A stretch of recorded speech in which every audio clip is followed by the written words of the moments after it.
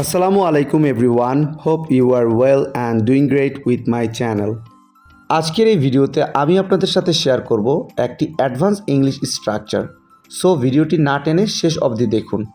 তুমি এটা বলার কে? তুমি তাকে আঘাত করার কে?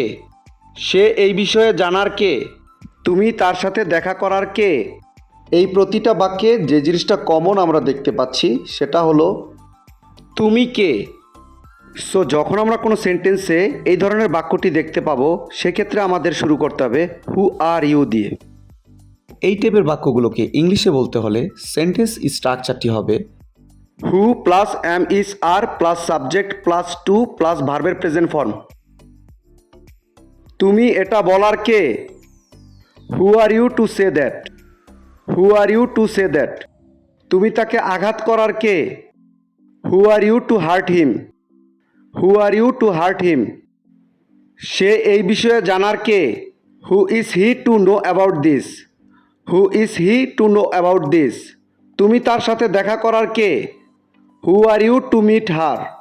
Who are you to meet her? I hope এই স্ট্রাকচারটা আপনারা ভালোভাবে বুঝতে পেরেছেন। Now it's your turn. সে তোমাকে আঘাত করার কে?